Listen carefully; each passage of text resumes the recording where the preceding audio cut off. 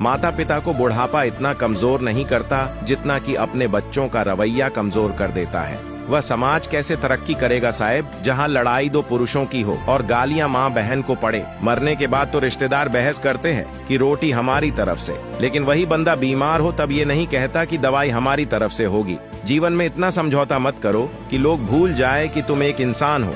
एक समय था जब शरीर तो मर जाता था मगर आत्माएं जिंदा रहती थी, और एक ये समय है अब शरीर तो जिंदा है मगर आत्माएं मर चुकी हैं। जिसे देखो वो अपने जीवन से दुखी ही है। खाना, सोना, बच्चे पैदा करना और मर जाना, ये गुण तो जानवर के भी होते हैं, मगर मनुष्य बनने के लिए तर्क, बुद्धि और सामाजिक लक्ष्य होना जरूरी है।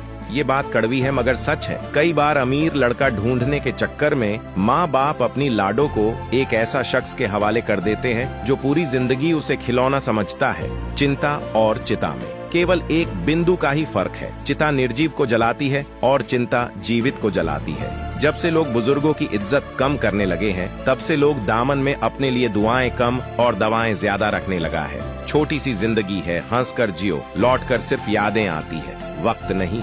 दूसरों के नुकसान की अपेक्षा करके सिर्फ अपना फायदा देखने वाले लोगों के कारण ही दुनिया नर्क जैसी बनती जा रही है। अपने बच्चों को अपना दोस्त बनाकर एक अच्छा इंसान बना दो, वरना बुरे लोग उसे अपना दोस्त बनाकर बुरा इंसान बना देंगे। नीच व्यक्ति तो वो होता है जो पद और प्रतिष्ठा पाने के बाद सबसे पहले उसी को नष्ट करता है जिसकी वजह से वो बड़ा बनता है। मुश्किल समय तो सबके पास आता है, बस फर्क ये है कि कोई निखर जाता है तो कोई हमेशा के लिए बिखर जाता है। कभी भी अपना दर्द सबको ना बताए, क्योंकि सबके घर पर मरहम नहीं होता, मगर नमक हर एक के घर पर होता है। पुराने जमाने के लोग भावुक थे, तब वो रिश्ते संभालते थे। बाद में लोग प्रैक्टिकल हो गए, तब वो रिश्ते का फायदा उठाने लगे, और अब तो लोग प्रोफेशनल हो गए हैं। अब अगर फायदा हो तो ही रिश्ते बनाते हैं।